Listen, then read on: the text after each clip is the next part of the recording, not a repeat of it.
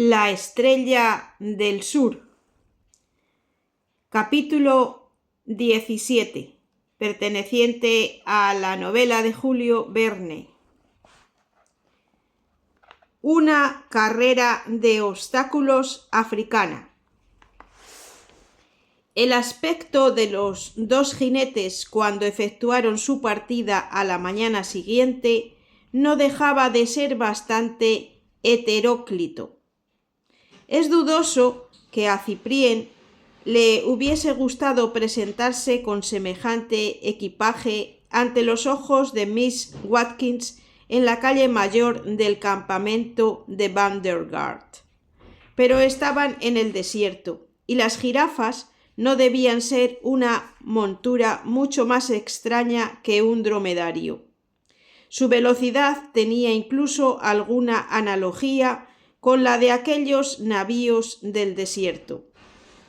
Era horriblemente dura y cabeceaba continuamente, lo cual produjo al principio el efecto de un ligero mareo a los dos compañeros de camino. Pero al cabo de 2 o 3 horas, Cyprien y el chino se encontraron suficientemente habituados, y como las jirafas marchaban a un buen paso y se mostraban muy dóciles tras algunas tentativas de rebeldía que fueron inmediatamente dominadas, todo iba muy bien. Se trataba ahora de recuperar, a fuerza de actividad, todo el tiempo perdido en las 3 o 4 últimas jornadas de viaje. Matakit debía de haber hecho mucho camino a aquellas horas. ¿Le habría alcanzado Aníbal Pantalacci? Por lo que pudiera ser, Cyprien estaba bien resuelto a no descuidar nada para llegar a su meta. 3 días de marcha habían conducido a los caballeros, o por mejor decir a los jiraferos, a un país llano. Seguían ahora la orilla derecha de un curso de agua bastante sinuoso que corría precisamente en dirección al norte, sin duda uno de los afluentes secundarios del Zambeze. Las jirafas, decididamente domadas, debilitadas además por las largas etapas, así como por la dieta a la que Lee las sometía sistemáticamente, se dejaban guiar con una absoluta facilidad. Cyprien podía ya abandonar las largas riendas de cuerda de su montura y dirigirla nada más que por la sola presión de las rodillas. Así, libre de esta preocupación, sentía un verdadero placer, una vez abandonadas las regiones salvajes y desérticas que acababa de franquear recientemente, al reconocer por todos lados las huellas de una civilización ya avanzada. Se veían de trecho en trecho campos de mandioca o de taro, cuidados muy regularmente, regados por un sistema de bambús ajustados extremo a extremo, que conducían el agua desde el río, caminos anchos y bien trabajados, en fin, un aire general de prosperidad. Más lejos, en las colinas que bordeaban el horizonte, cabañas blancas en forma de colmena, refugiando a una población muy diseminada. Pese a todo, se notaba que aún estaban en el límite del desierto, aunque no fuese más que por el número extraordinario de animales salvajes, rumiantes y otros que poblaban aquella planicie. Aquí y allá, innumerables enjambres de aves de todo tamaño y de toda especie oscurecían el aire. Veíanse grupos de gacelas o antílopes que atravesaban el camino. A veces un monstruoso hipopótamo levantaba su cabeza fuera del río, roncaba ruidosamente y volvía a sumergirse bajo las aguas con un fragor de catarata. Entregado por completo a este espectáculo, Cyprien no esperaba ni mucho menos lo que el azar le reservaba en una de las revueltas de la pequeña colina por la que iba con su compañero. Se trataba nada menos que de Aníbal Pantalacci, a caballo, persiguiendo a rienda suelta a Matakit en persona. 1 milla a lo sumo les separaba a ambos, pero 4 millas por lo menos les separaban todavía de Ciprién y el chino. Bajo aquel sol que parecía estallar, cuyos rayos caían casi a plomo en aquella planicie desnuda e inundada de una luz resplandeciente a través de aquella atmósfera purificada por la violenta brisa del este que soplaba, no cabía la menor duda al respecto. Los dos se sintieron tan contentos con aquel descubrimiento que su primer impulso fue celebrarlo con una verdadera fantasía árabe. Ciprién lanzó un ¡hurra! Feliz, Lee un ¡uj! Que tenía el mismo significado. Luego pusieron a sus jirafas al trote largo. Evidentemente Matakit había visto al napolitano, que comenzaba a ganarle terreno, pero no podía ver a su antiguo amo y a su camarada del Kopje, todavía demasiado alejados en las lindes de la planicie.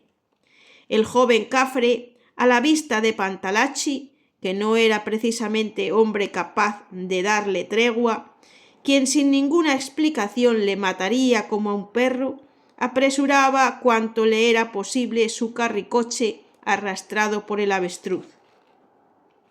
La rápida bestia devoraba el espacio como suele decirse. Lo devoraba incluso tanto que tropezó de pronto con una gruesa piedra. Hubo entonces una sacudida tan violenta que el eje del vehículo, atormentado por aquel largo y penoso viaje, se rompió en seco. Inmediatamente una de las ruedas se escapó de su propio eje y Matakit y su vehículo, el uno llevando al otro, cayeron por tierra a todo lo largo en medio del camino. El desventurado Cafre quedó horriblemente lastimado en su caída, pero el terror que le dominaba resistió incluso a semejante choque, o más bien no hizo más que redoblarse.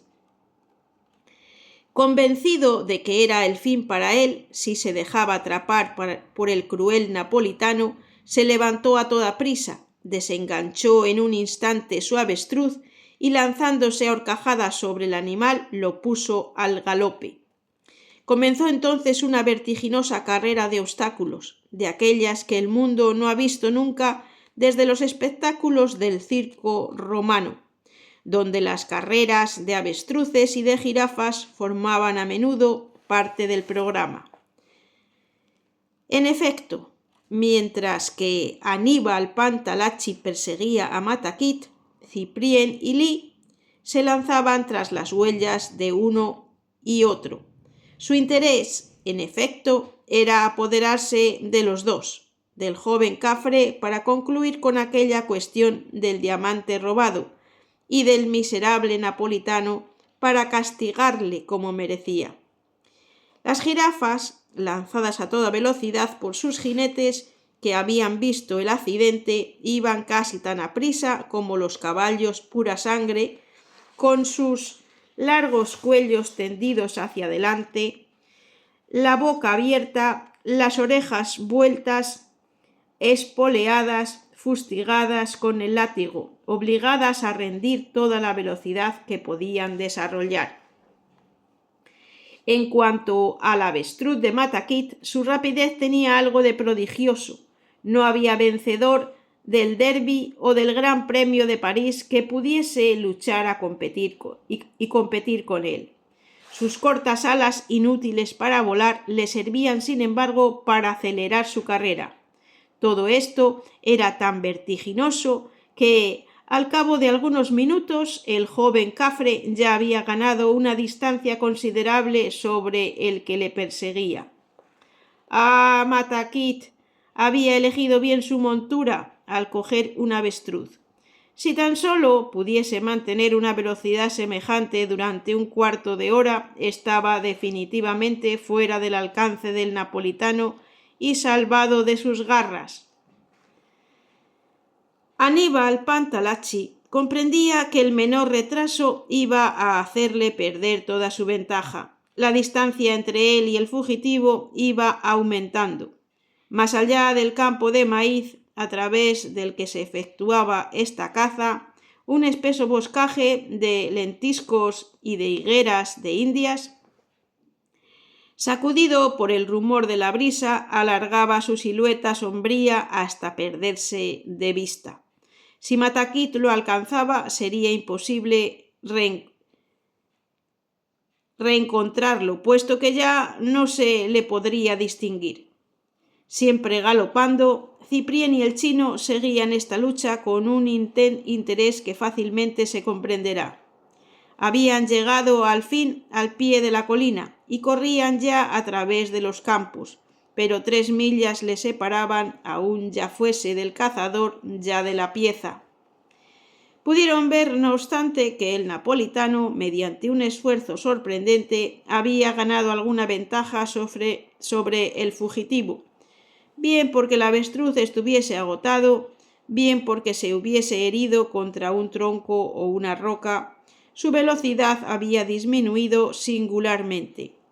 Aníbal Pantalacci no tardó en estar solo a 300 pies del cafre. Pero Mataquit acababa de alcanzar al fin la linde del boscaje, desapareciendo repentinamente, y en el mismo momento Aníbal Pantalacci, violentamente desmontado, rodaba por el suelo mientras que su caballo escapaba a través de los campos. «Mataquit se nos escapa», gritó Lee. «Sí, pero ese bribón de Pantalacci es nuestro», repuso Ciprién, y los dos apresuraron más la velocidad de sus jirafas. Media hora después, habiendo franqueado casi enteramente el campo de maíz, no estaban sino a 500 pasos del lugar donde el napolitano acababa de caer. La cuestión para ellos era saber si Aníbal Pantalacci había podido levantarse y ganar el boscaje de lentiscos o si yacía en el suelo gravemente herido en su caída, muerto tal vez. El miserable estaba aún allí. A 100 pasos de él, Ciprién y Lee se pararon. He aquí lo ocurrido. El napolitano, en el ardor de su persecución, no se había percatado de una gigantesca red tendida por los cafres para apresar a los pájaros que tienen entablada una incesante guerra contra sus cosechas. Y fue en esa red donde Aníbal Pantalacci acababa de incrustarse. Y no se trataba de una red de pequeñas dimensiones. Medía por lo menos 50 metros de lado y tenía atrapados ya a muchos millares de pájaros, de toda especie, de todo tamaño, de todo plumaje y, entre otros, una media docena de enormes quebrantahuesos de 1,50 metros de envergadura, que también frecuentan las regiones del África austral. La caída del napolitano en medio de aquel mundo de aves causó naturalmente una gran confusión.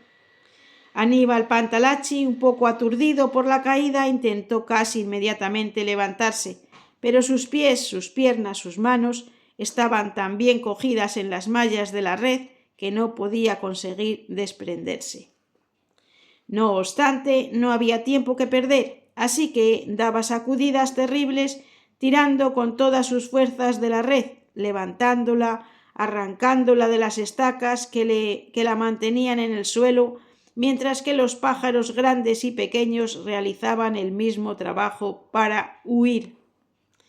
Pero cuanto más luchaba el napolitano, tanto más se enredaba en las sólidas mallas de la inmensa red. Entretanto, le estaba reservada una terrible humillación. Una de las jirafas acababa de reunírsele y el que la montaba no era otro que el chino. Lee se había echado a tierra y con su fría malicia pensando que el mejor medio de asegurarse al prisionero era encerrarle definitivamente en la red, nada le corría más prisa que desenganchar el lado que se hallaba cerca de él con la intención de doblar las mallas unas sobre otras. Fue en aquel instante cuando se produjo de repente un golpe teatral de lo más inesperado. En ese momento el viento se puso a soplar con una extraordinaria furia, inclinando todos los árboles de las cercanías como si alguna tromba espantosa hubiese pasado a ras del suelo. Pero Aníbal Pantalacci, en sus desesperados esfuerzos, ya había arrancado un buen número de las estacas que retenían la red por su apéndice inferior. Viéndose entonces bajo la amenaza de una inminente captura, se entregó a sacudidas más encarnizadas que nunca. De repente, en un violento asalto de la tormenta, la red fue arrancada. Las últimas ataduras que sujetaban al suelo la inmensa malla de cuerdas fueron rotas y la colonia emplumada, que estaba allí prisionera, emprendió el vuelo con un alboroto ensordecedor. Los pájaros pequeños consiguieron escapar, pero las grandes aves con las garras enredadas en las mallas, en el momento en que sus anchas alas quedaron libres, maniobraron con un sincronismo formidable. Todos aquellos remos aéreos, todos aquellos músculos pectorales, cuyos movimientos eran simultáneos, formaban, ayudados por la furia de la borrasca, una potencia tan colosal que 100 kilos no les pesaban más que una pluma. Así, la red, recogida, enrollada sobre sí misma, ofreciendo presa a los asaltos del viento, se encontró súbitamente alzada con Aníbal Pantalacci, preso de pies y manos, a 25 o 30 metros del suelo. Ciprién llegó en aquel momento y solo pudo asistir al rapto de su enemigo hacia la región de las nubes.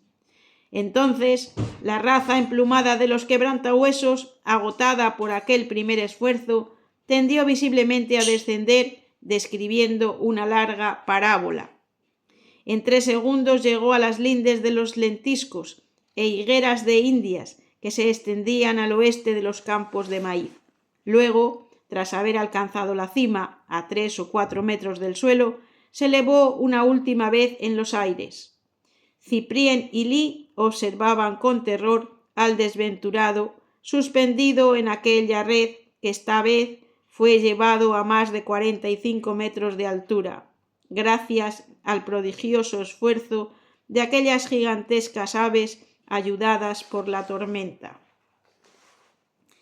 De repente, algunas mallas cedieron bajo los esfuerzos del napolitano. Le vieron suspendido un instante por las manos, intentando agarrarse a las cuerdas de la red.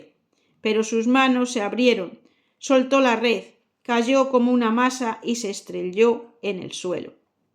La red, aliviada de este peso, dio un último salto en el espacio y se desprendió algunas millas más lejos, mientras que los quebrantahuesos alcanzaban las altas zonas del espacio.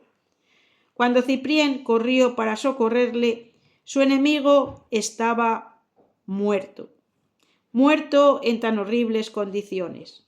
Y ahora solo quedaba él de los 4 rivales que se habían lanzado para alcanzar la misma meta a través de las llanuras del Transvaal. Capítulo 18. El avestruz que habla. Ciprién y Lee, tras esta espantosa catástrofe, no tuvieron más que una idea: huir del lugar donde acababa de suceder. Determinándose, pues, a rodear el boscaje hacia el norte, marcharon durante más de 1 hora y acabaron por llegar al lecho de un torrente casi seco que, abriendo brecha en el macizo de lentiscos e higueras de Indias, permitía contornearlo. Allá les aguardaba una nueva sorpresa. Este torrente vertía sus aguas en un lago bastante grande, al borde del cual se alzaba una región de lujuriante vegetación que hasta aquel momento lo había ocultado a la vista. Ciprién hubiese querido volver sobre sus pasos orillando los bordes del lago, pero la orilla era tan escarpada en algunos puntos que pronto tuvo que renunciar a este proyecto.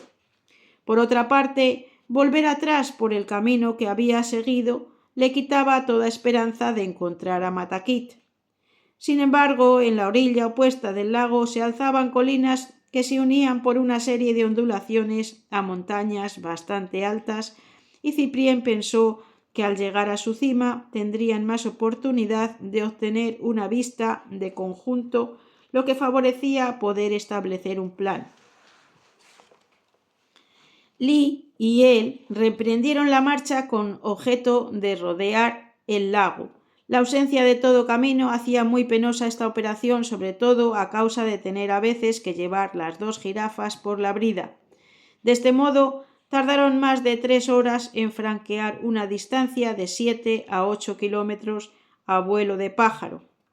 Por fin, cuando llegaron tras rodear el lago, poco más o menos al nivel de su punto de partida en la orilla opuesta, era casi de noche. Rendidos de fatiga, decidieron acampar en aquel lugar, pero con los pocos recursos de que disponían, la instalación no resultaba muy cómoda. No obstante, Li se ocupó de ello con su celo habitual y después se reunió con su amo. «Padrecito», le dijo con su voz acariciante y también reconfortante, «le veo muy fatigado. Nuestras provisiones están casi agotadas. Déjeme ir a la búsqueda de algún poblado donde no se negarán a venir en nuestra ayuda». «¿Abandonarme, Li?», exclamó Ciprién enseguida. «Es necesario, padrecito», contestó el chino. «Tomaré una de las jirafas y marcharé hacia el norte. La aldea de ese Tonaya del que nos habló Lopepe no puede estar muy lejos, y me las arreglaré para que le hagan una buena acogida. Después regresaremos hacia el Griqualand, donde ya no tendrá nada que temer, puesto que los 3 miserables han sucumbido en esta expedición». El joven ingeniero reflexionaba en la proposición que le hacía el devoto chino. Por una parte, comprendía que si encontraban al cafre sería sobre todo en aquella región donde le habían entrevisto la víspera y que les interesaba no abandonar. Por otra parte, era urgente renovar las provisiones que ahora eran insuficientes. Ciprién se decidió, pues, aunque con gran pesar, a separarse de Li y quedó convencido que esperaría en aquel lugar durante 48 horas. En ese tiempo el chino, montado en su rápida jirafa, podía hacer mucho camino a través de la región y estar de vuelta al campamento. Convenido esto, Li no quiso perder un instante. En cuanto a la cuestión de reposo, poco le preocupaba. Sabría pasarse muy bien sin dormir. Se despidió de Ciprién besándole la mano, cogió su jirafa, saltó encima y desapareció en la noche. Por primera vez desde su partida de Vandergaard College, Ciprién se encontraba solo en pleno desierto. Se sentía profundamente entristecido y no pudo evitar, cuando estuvo envuelto en su manta, el abandonarse a los más lúgubres pronósticos. Aislado casi al término de los víveres y de las municiones, ¿qué iba a ser de él en aquel país desconocido a varios centenares de leguas de toda región civilizada? Alcanzar a Matakit era ahora una probabilidad muy remota. No podía encontrarse a medio kilómetro de él sin que tuviese la menor sospecha. Decididamente esta expedición era desastrosa y se habían producido acontecimientos trágicos. Casi cada centenar de millas había costado la vida a uno de sus miembros. Uno solo quedaba ahora. él? ¿Estaba también destinado a acabar miserablemente como los otros? Tales eran las tristes reflexiones de Ciprién, aunque a pesar de ellas consiguió dormirse. Al despertar, el frescor de la mañana y el descanso que acababa de disfrutar le dieron un giro más confiado a sus pensamientos. En espera del regreso del chino, resolvió ascender a lo alto de la colina, al pie de la que estaba detenido. Podría así explorar con la mirada una extensión más vasta del país y tal vez llegar, por medio de sus anteojos, a descubrir algún rastro de Mataquit. Mas, para hacerlo, se hacía indispensable separarse de su jirafa, ya que ningún naturalista había nunca clasificado a estos cuadrúpedos en la familia de los trepadores. Ciprién comenzó por librarla del cabestro tan ingeniosamente fabricado por Lee. Luego la ató por la pata a un árbol, rodeado de una hierba espesa y abundante, dejándole una longitud de cuerda suficiente para que pudiese pastar con toda comodidad. Y en verdad, si se añadía la medida de su cuello a la de la cuerda, el radio de acción de esta graciosa bestia no dejaba de ser muy extenso. Terminados estos preparativos, Ciprién se echó el fusil a un hombro, la manta en el otro, y tras haberse despedido de su jirafa con una palmada amistosa, comenzó la ascensión de la montaña. Esta fue larga y penosa. Pasó toda la jornada trepando por pendientes abruptas, rodeando rocas o picos infranqueables, recomendando por el este o por el sur una tentativa infructuosamente realizada por el norte o por el oeste. Llegada la noche, Ciprién no estaba aún más que a mitad de camino y tuvo que aplazar para el día siguiente la continuación del ascenso. Se puso de nuevo en marcha al amanecer, después de haber asegurado, observando minuciosamente que Lee no había vuelto aún al campamento, llegando alrededor de las 11 de la mañana a la cumbre de la montaña. Una cruel decepción le esperaba.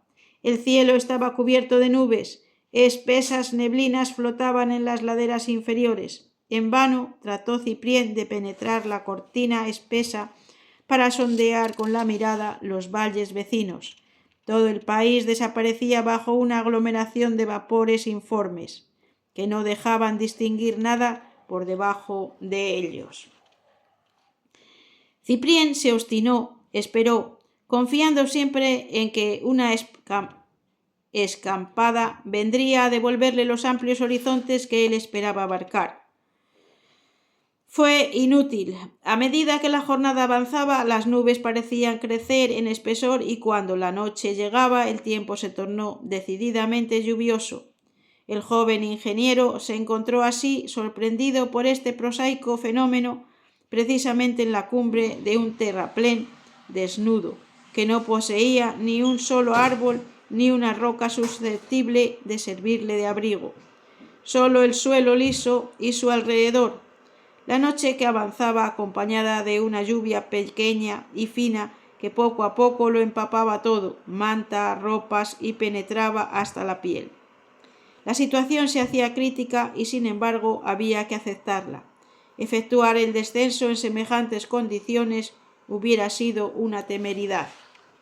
Ciprién tomó el partido de dejarse calar hasta los huesos, pensando en secarse al día siguiente con unos buenos rayos de sol. Pasado el primer momento de emoción, Ciprién, para consolarse de su desventura, se dijo que esta lluvia, ducha refrescante que compensaba la sequedad de los días precedentes, no tenía nada de desagradable, pero una de sus consecuencias más penosas fue que tuvo que comer su cena, si no cruda, si al menos fría. No había ni que pensar en encender fuego o simplemente una cerilla con semejante tiempo. Se contentó con abrir una lata de carne de vaca y devorarla de la forma elemental. 1 o 2 horas más tarde, entumecido por el frescor de la lluvia, el joven ingeniero logró dormirse con la cabeza apoyada en una gruesa piedra recubierta con su manta chorreante. Cuando se despertó con la llegada del día, era preso de una fiebre alta. Comprendiendo que estaba perdido si tenía que recibir por mucho más tiempo una ducha parecida, porque la lluvia no cesaba de caer a torrentes, Ciprién hizo un esfuerzo, se puso en pie y, apoyado en su fusil como en un bastón, empezó a descender por la montaña. ¿Cómo llegó abajo? Eso es lo que a él mismo le habría resultado difícil explicar. Tan pronto rodando por los empapados declives, tan pronto dejándose resbalar a lo largo de las rocas húmedas, magullado, jadeante, a ciegas, quebrantado por la fiebre, consiguió, sin embargo, continuar su camino y llegó hacia mediodía al campamento donde había dejado su jirafa. El animal había partido, sin duda impaciente por la soledad y quizá apremiado por el hambre, porque la hierba estaba agostada totalmente, en todo el círculo del que su cuerda formaba el radio. Así acabó por atacar la ligadura que la retenía y, después de haberla roído, recuperó la libertad. Ciprién habría sentido mucho más vivamente este nuevo golpe de la mala fortuna si hubiese estado en su estado normal, pero el extremado cansancio y la postración no le dejaron fuerzas. Al llegar no pudo sino echarse sobre su saco impermeable, que por suerte encontró, ponerse ropas secas y luego caer rendido de fatiga bajo el abrigo de un baobab que daba sombra al campamento. Entonces empezó para él un extraño periodo de letargo, de fiebre, de delirio, donde todas las nociones se confundían, donde el tiempo, el espacio, las distancias ya no tenían realidad. Era de noche o de día, hacía sol o llovía, estaba allí desde hacía 12 horas o 60. ¿Vivía todavía o bien estaba muerto? Ya no sabía nada. Los sueños graciosos y las pesadillas aterradoras se sucedían sin tregua en el teatro de su imaginación. París, la escuela de minas, el hogar paterno, la granja del Vandergard College, Miss Watkins, Aníbal Pantalacci, Hilton, Friedel y las legiones de elefantes, Matakit y los vuelos de los pájaros esparcidos por un cielo sin límites. Todos los recuerdos, todas las sensaciones, todas las antipatías, todas las ternuras, se atropellaban en su cerebro como en una batalla incoherente. A estas creaciones de la fiebre venían a añadirse a veces las impresiones exteriores. Lo que sobre todo fue horrible es que, en medio de una tempestad de ladridos, de chacales, de maullidos, de ocelotes, de risotadas de hienas, el enfermo inconsciente prosiguió laboriosamente la novela de su delirio y creyó oír un disparo de fusil que fue seguido de un gran silencio.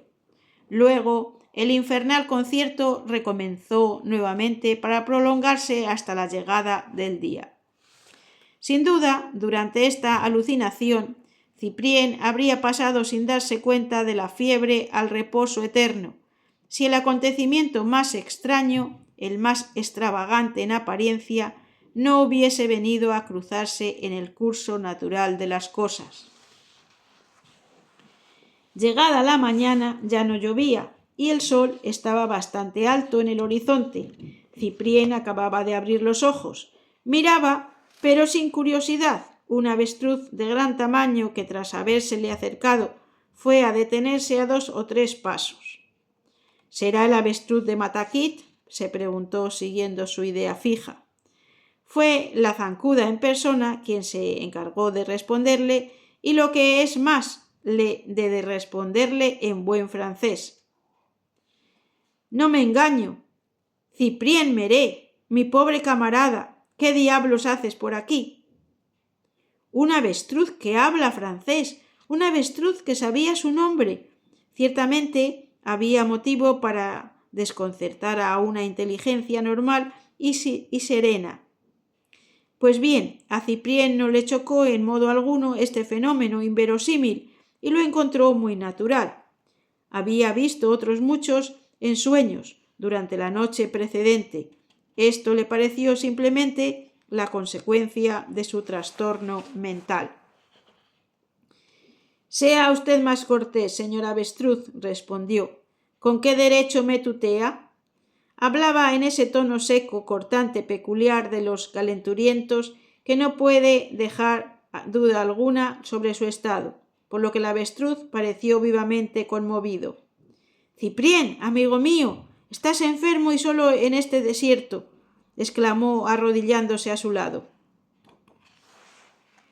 Este era un fenómeno fisiológico no menos anormal que el don de la palabra en las zancudas, porque la genuflexión es un movimiento que les está ordinariamente prohibido por la naturaleza. Pero Ciprién, en medio de su fiebre, persistía en no asombrarse.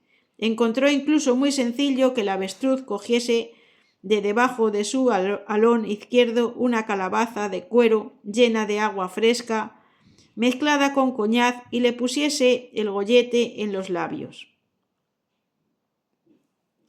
La única cosa que comenzó a sorprenderle fue cuando el extraño animal se levantó para tirar a tierra una especie de caparazón cubierto de marabú, que parecía su plumaje natural, y después un largo cuello coronado por una cabeza de pájaro. Y entonces, despojado de aquellos adornos de prestado, el avestruz se le mostró bajo los rasgos de un gran mocetón, robusto, vigoroso, que no era otro que Paramount Bartes, el gran cazador. Sí, soy yo, exclamó Paramount. ¿No has reconocido mi voz a las primeras palabras que te he dicho? ¿Estás asombrado de mis perifollos? Es un ardid de guerra que he aprendido de los cafres para poder acercarme a las verdaderas aves y tirarles más fácilmente la zagalla. Pero hablemos de ti, mi pobre amigo. ¿Cómo te encuentras aquí, enfermo y abandonado? Ha sido una gran casualidad que vagando por este lugar te haya encontrado. Incluso ignoraba que estuvieses en este país. No estando en condiciones de charlar, Ciprién no pudo dar a su amigo más que datos muy sumarios sobre su propia aventura. Además, Paramount Bardes, comprendiendo por su parte que lo que convenía era procurar cuanto antes al enfermo el socorro que le había faltado hasta entonces, se dispuso a tratarlo lo mejor que le fuera posible.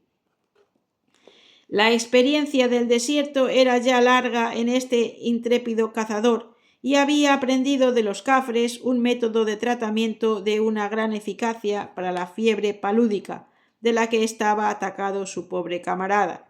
Así que Paramount Bardes comenzó por cavar en el suelo una especie de fosa que llenó de leña. Después de haber preparado una boca de tiro para permitir al aire exterior introducirse en ella. Cuando esta leña fue encendida y consumida, pronto se transformó la fosa en un verdadero horno. Paramount Bardes acostó en él a Ciprién, después de haberlo envuelto con cuidado, de manera que sólo le quedara al aire la cabeza. Apenas había transcurrido 10 minutos cuando se produjo una abundante transpiración que el improvisado doctor tuvo cuidado de activar con la ayuda de 5 o 6 tazas de una tisana que hizo con hierbas conocidas por él. Ciprién no tardó en dormirse en esta estufa, con un sueño reparador. Al ponerse el sol, cuando abrió de nuevo los ojos, el enfermo se sentía tan manifiestamente aliviado que pidió de comer.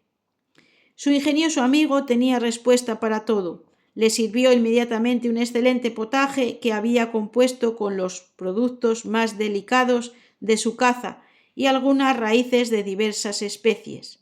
Un ala de abutarda asada y una taza de agua mezclada con coñaz completaron aquella cena que devolvió alguna fuerza a Ciprién y acabó de disipar de su cerebro los vapores que lo oscurecían. Alrededor de una hora después de esta cena de convaleciente, habiendo cenado también convenientemente, Paramount Bardes estaba sentado junto al joven ingeniero y le contaba el por qué se había encontrado allí totalmente solo y con aquella extraña indumentaria. Ya sabes, le dijo, de lo que soy capaz por probar una nueva caza. He abatido desde hace 6 meses tantos elefantes, cebras, jirafas, leones y otras piezas de todo pelo y plumaje, sin olvidar un águila caníbal que es el orgullo de mi colección. Que se me ocurrió la idea de hacer algunos días, que se me ocurrió la idea hace algunos días de variar mis placeres cinegéticos. Hasta hoy no viajaba más que escoltado por mis basutos, una treintena de mocetones bien dispuestos que pago a razón de un saquito de granos de cristal por mes, y que se echarían al fuego por su dueño y señor. Pero últimamente he recibido la hospitalidad de Tonaya, el gran jefe de este país, y en vista de haber obtenido de él el derecho de cazar en sus tierras, derecho del que es tan celoso como un lord escocés, he consentido en prestarle mis basutos con 4 fusiles para una expedición que planeaba contra uno de sus vecinos. Este simple armamento le ha hecho invencible y ha conseguido sobre su enemigo el más señalado triunfo. De ahí ha nacido una profunda amistad, sellada por un cambio de sangre, es decir, que después de un pinchazo en el antebrazo nos hemos chupado la sangre mutuamente. Así, en lo sucesivo, entre Tonaya y yo hay amistad en la vida y en la muerte, seguro de no ser molestado en adelante en toda la extensión de sus posesiones. Anteayer partí para cazar el tigre y el avestruz. En lo relativo al tigre tuve el placer de abatir uno la noche última, e incluso me sorprende que no lo hubieses oído el alboroto que preludió a esta hazaña. Figúrate que tenía plantada una tienda refugio junto al armazón de un búfalo muerto ayer, con la esperanza bastante fundada de ver llegar en medio de la noche al tigre de mis sueños. En efecto, el bribón no dejó de venir a la cita, atraído por el olor de la carne fresca, pero la desgracia quiso que 200 o 300 chacales, hienas y ocelotes hubiesen tenido la misma idea que él. De ahí que se organizase un concierto de los más discordantes que ha habido llegar hasta ti. Creo que lo oí, respondió Ciprién. Incluso creí que se daba en mi honor. Nada de eso, mi buen amigo, exclamó Paramón Bartes. Era en honor de un armazón de búfalo en el fondo de este valle que ves abrirse a la derecha. Cuando ha llegado el día no quedaban más que los huesos del enorme rumiante. Te lo enseñaré, es un bonito trabajo de anatomía. Verás también mi tigre, la más hermosa bestia que he abatido desde que he venido a cazar a África. Yo lo he despellejado y su piel se está secando en un árbol. Mas, ¿por qué ese singular disfraz que llevas esta mañana?, preguntó Ciprién. Es un plumaje de avestruz. Como ya te he dicho, los cafres emplean frecuentemente esta artimaña para acercarse a las zancudas, que son muy desconfiadas y muy difíciles de cazar sin esto. Tú me responderás que tengo mi excelente rifle, es verdad, pero ¿qué quieres? Me ha dado la idea de cazar al sistema cafre, y eso es lo que me ha procurado la ventaja de encontrarte tan a punto. ¿No es así? Muy a punto, en verdad, Paramón. Creo que sin ti ya no estaría en este mundo, repuso Ciprién, estrechando cordialmente la mano de su amigo. Estaba ya fuera de la estufa y muellemente acostado en una cama de hojas que su compañero le había preparado al pie del baobab. El valiente muchacho no se contentó con esto. Quiso ir a buscar al valle vecino la tienda refugio que siempre llevaba consigo en las expediciones, y un cuarto de hora después la había plantado encima de su querido enfermo. Y ahora, dijo, veamos tu historia, amigo Ciprién, si es que el contármela no ha de fatigarte demasiado. Ciprién se sentía bastante fuerte para satisfacer la curiosidad muy natural de Paramón Bardes.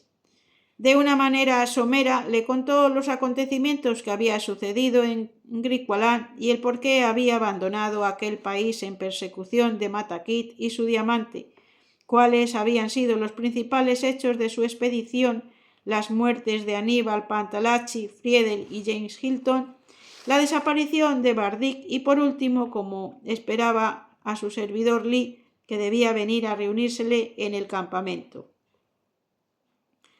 Paramount Bardess escuchaba con extrema atención. Interrogado sobre si había encontrado a un joven cafre del que Cyprien le daba las señas personales que eran las de Bardic, respondió negativamente.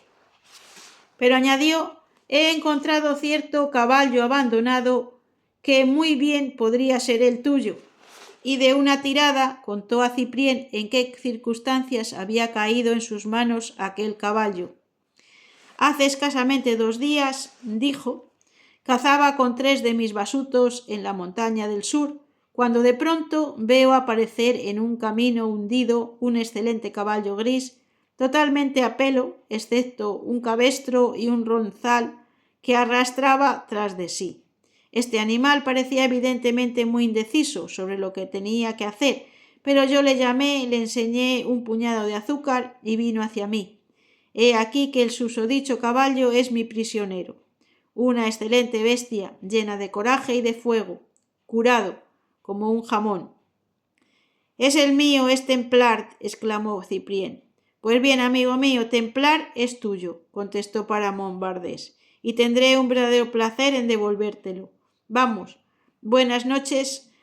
Ahora vuelve a dormirte. Mañana al amanecer abandonaremos este lugar de delicias.